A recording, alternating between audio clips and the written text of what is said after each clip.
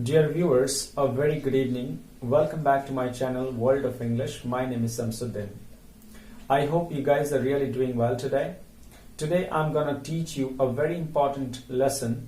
Today's lesson is sentence construction.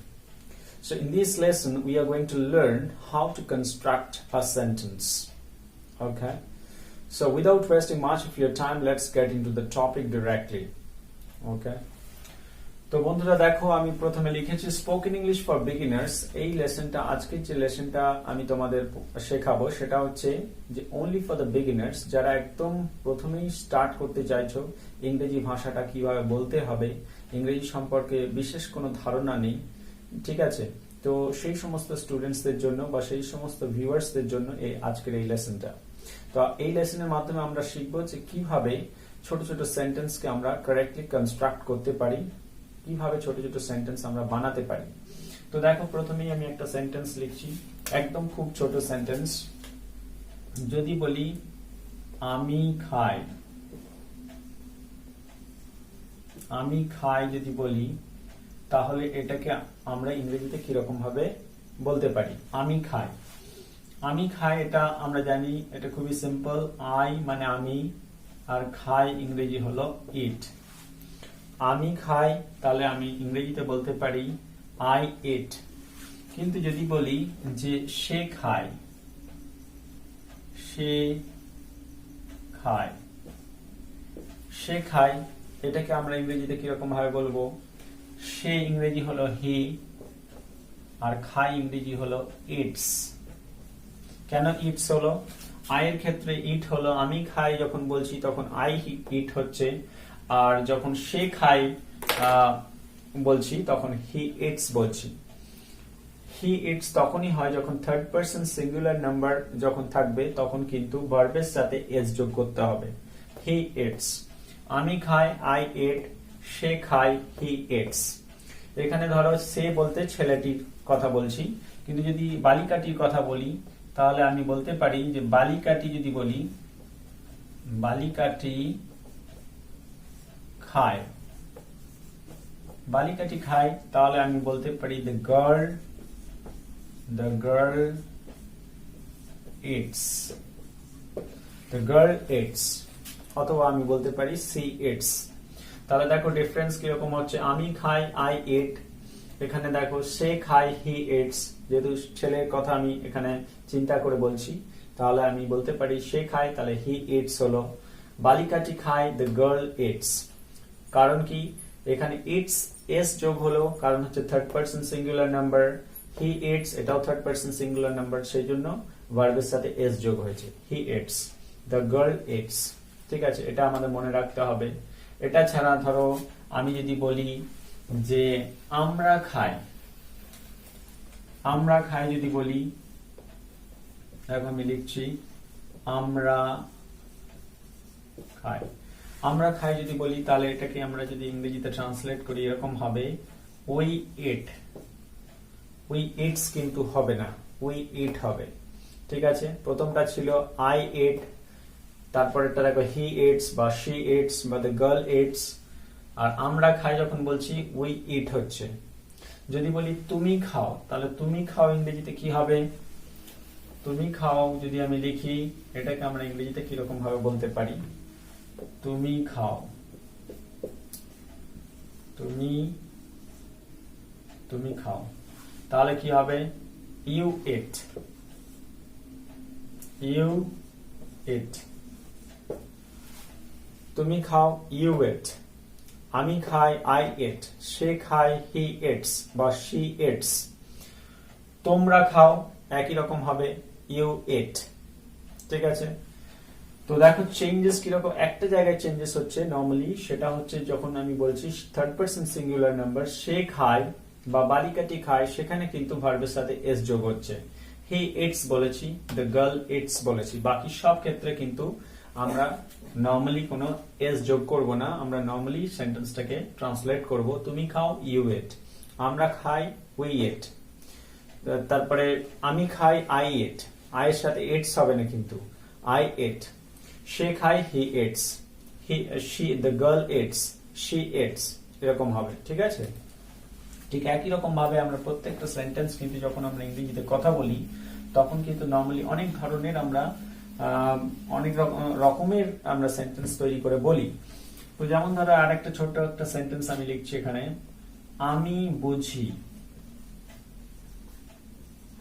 আমি বুঝি যদি বলি তাহলে ইংরেজিতে কিভাবে বলবো? আমি বুঝি।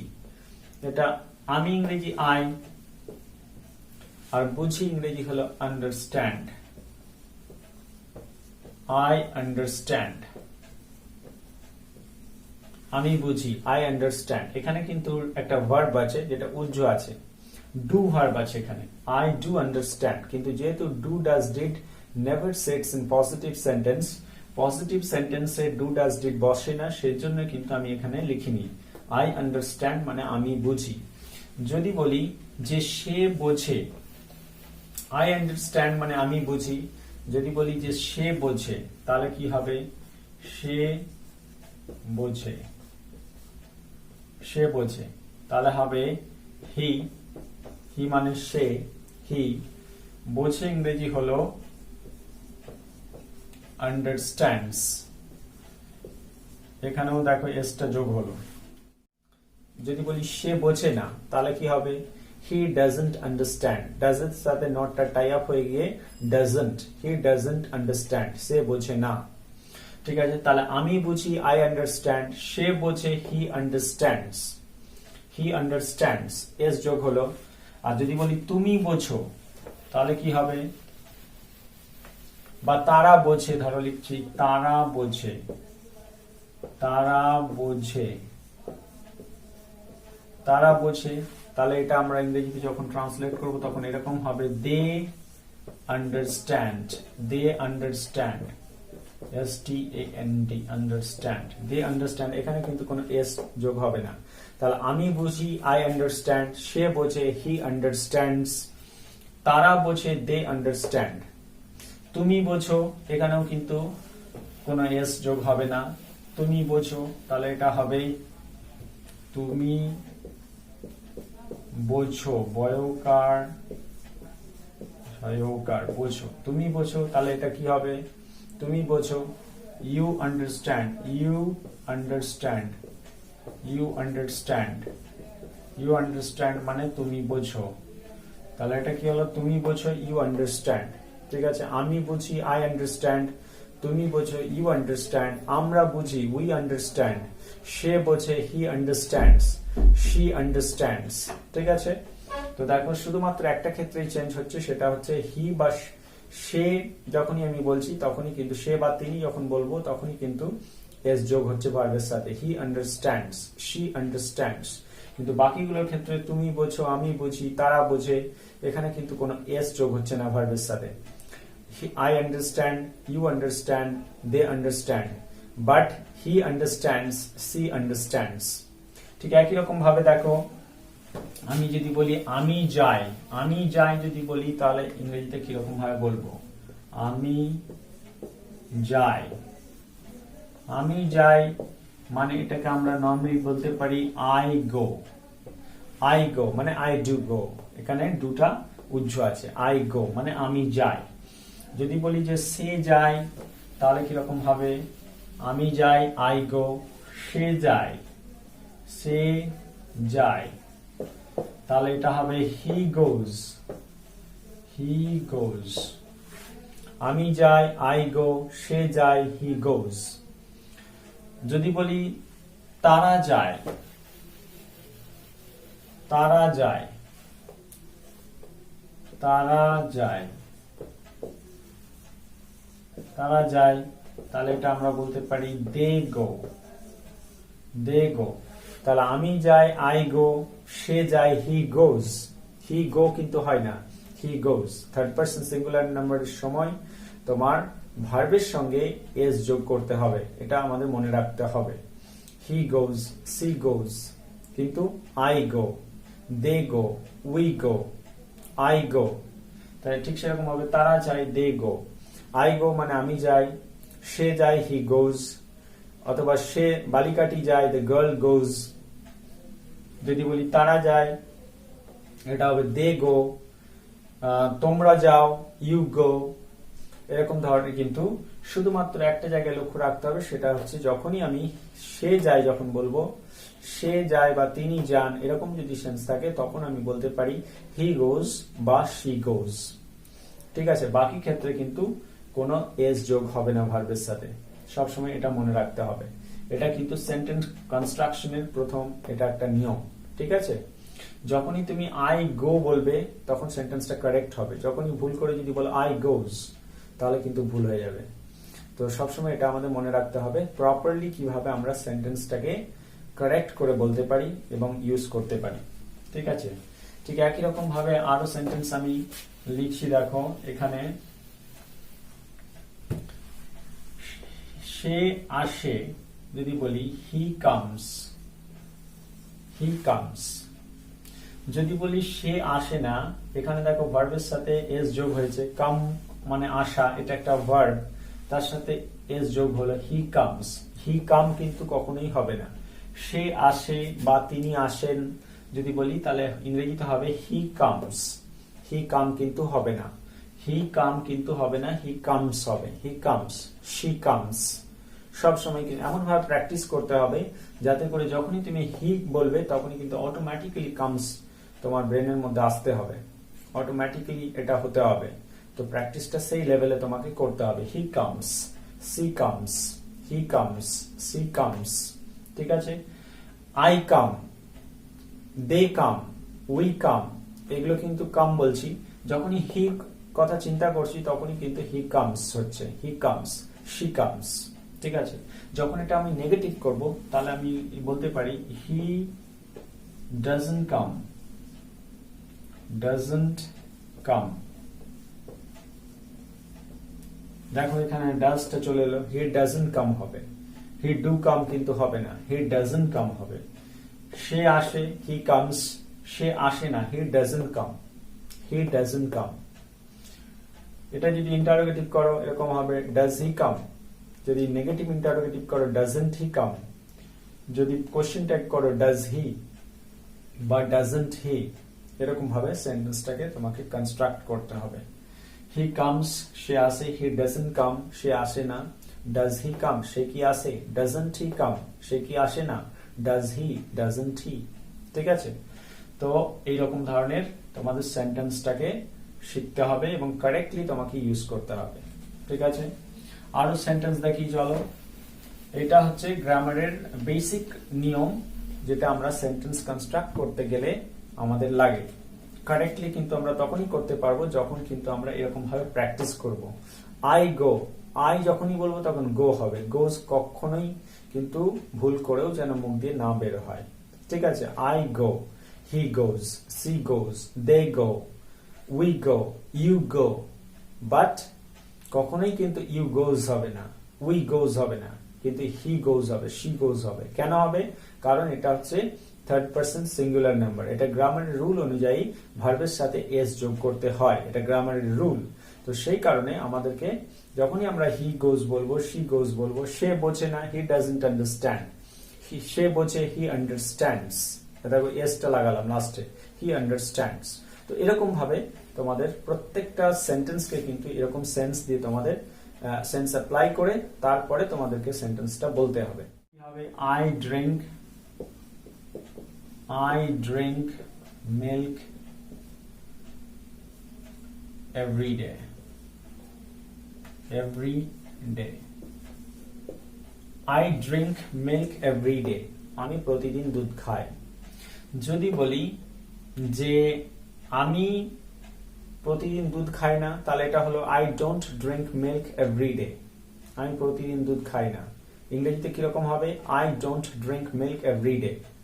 ঠিক আছে, এটাকে কিন্তু যদি আমি বিভিন্ন টেন্সের আন্ডারে এটাকে ইউজ করি তাহলে এরকম হবে, ধর এটাকে আমি প্রেজেন্ট পারফেক্ট করব বা পুরাঘটিত বর্তমান কালে বলবো, তাহলে কি হবে?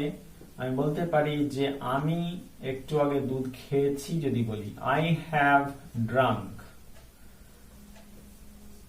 Milk just now, I have drunk milk just now. যখন have বললাম তখন ভার্বের থার্ড ফর্মটা আমাকে ইউজ করতে হবে। হ্যাভের কথা যখনই মাথায় আসবে তখনই কিন্তু এটা ড্রাঙ্ক হবে, ড্রিঙ্ক, ড্র্যাঙ্ক, ড্রাঙ্ক, লাস্টেরটা। Third form, I have drunk milk just now. এটা যখন রেগুলারিটি এক্সপ্রেস করছে বা সিম্পল প্রেজেন্ট টেন্সে আছে তখন আমি বলছি I drink milk every day. এটা কিন্তু রেগুলারিটি এক্সপ্রেস করছে বা সিম্পল প্রেজেন্ট টেন্সে আছে, সাধারণ বর্তমান কালে আছে। এই সেন্টেন্সটা কিন্তু পুরা ঘটিত বর্তমান কাল, মানে বর্তমানে একটু আগে ঘটেছে এমন। I have drunk milk just নাও। যদি বলি যে আমি এখন দুধ পান করিতেছি তাহলে কি হবে? আই এম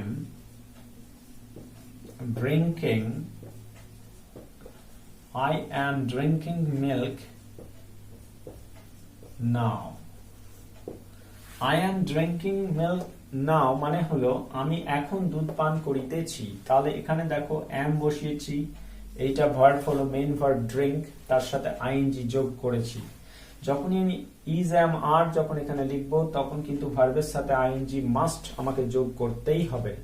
যখন আমি কিন্তু প্রেজেন্ট কন্টিনিউয়াসে যখন আমার সেন্সটা আছে তখন আমাকে বলতে হবে I am drinking milk now। দেখো একটাই সেন্টেন্স কিরকম ভাবে চেঞ্জ হচ্ছে। I drink milk every day, আমি যখন রেগুলারিটি এক্সপ্রেস করছি তখন আমি বলছি I drink milk every day। যখন আমি এটা প্রেজেন্ট পারফেক্টে বলছি বা একটু আগে ঘটেছে এমন অর্থে আমি যখন বলছি তখন হচ্ছে I have drunk milk just now। যখন আমি এটা প্রেজেন্ট কন্টিনিউয়াস টেন্সে বলছি তখন হচ্ছে এটা I am drinking milk now, মানে আমি এখন দুধ পান করিতেছি। I am drinking milk now মানে ভার্বের সাথে আইএনজি যোগ করছি, অক্সিলারি ভার্ব বা হেল্পিং ভার্ব এখানে am লিখছি। I am drinking milk now করব। সিম্পল পাস্ট টেন্সে যদি আমি বলি সেন্টেন্সটাকে আমি দুধ পান করেছিলাম তাহলে কি হবে? I drank milk yesterday। দেখো আমি কি লিখলাম? I drank milk yesterday মানে এখানে did plus drink equal to drank। তাহলে আমি অতীতে দুধ পান করেছিলাম মানে গতকাল দুধ পান করেছিলাম। I drank milk yesterday গতকাল আমি দুধ খেয়েছিলাম। যদি এরকম সেন্স তোমার মাথার মধ্যে থাকে তোমাদের, তাহলে সেক্ষেত্রে তোমরা কিরকম ভাবে বলবে? I drank milk yesterday গতকাল আমি দুধ পান করেছিলাম। ইংরেজিতে আমরা বলবো I drank milk yesterday মানে did plus drink equal to drank। তাহলে I drank milk yesterday। গতকাল আমি দুধ পান করিনি যখনই বলবো তখনই কিন্তু ডিডটা চলে আসবে। তখন আমি বলতে পারি I didn't drink milk yesterday, তখন ড্রিঙ্ক হলো, তখন আর ড্র্যাঙ্ক হবে না। I didn't drink milk yesterday। প্রথমে সেন্টেন্সটা পজিটিভে কি বলছি? I drank milk yesterday, I didn't drink milk yesterday যদি নেগেটিভে বলি, ঠিক আছে? তো দেখো এখানে আমি এটা সিম্পল পাস্ট টেন্সে বললাম। এটাকে যদি যখন আমি পাস্ট কন্টিনিউয়াস টেন্সে বলবো তখন আমি কিরকম ভাবে লিখবো? যদি বলি যে গতকাল আমি দুধ পান করিতেছিলাম তাহলে হবে I was drinking milk yesterday। I was drinking milk yesterday। I was drinking milk yesterday গতকাল আমি দুধ পান করিতেছিলাম। এখানে দেখো was auxiliary verb লিখেছি। গতকাল এটা হচ্ছে past continuous tense signal, ঠিক আছে? happening in the past অতীতে ঘটিতেছিল এমন অর্থে ইউজ হয়েছে। তাহলে was টা হলো auxiliary verb, এখানে মেন ভার্ব হলো drink আর তার সাথে আইএনজি যোগ করতে হবে। অ্যাক্টিভ ভয়েসে আমরা সব সময় কিন্তু আইএনজি যোগ করব ভার্বের সাথে, মেন ভার্বের সাথে। তাহলে I was drinking milk yesterday মানে গতকাল আমি দুধ পান করিতেছিলাম। যদি বলি যে আমার দুধ পান 9টার আগে আমার দুধ পান করা হয়ে গিয়েছিল গতকাল, তাহলে I had drunk, এটা drunk হবে। I had যখনই বলবে তখন এটা ভার্বের থার্ড ফর্ম হবে। I had drunk milk before 9 o'clock। একটা তোমার টাইম দিতে হবে। তাহলে I had drunk milk before 9 o'clock yesterday। Okay, so I drank milk yesterday, simple past tense। I was drinking milk yesterday, past continuous tense। I had drunk milk before 9 o'clock yesterday. It was a past perfect tense.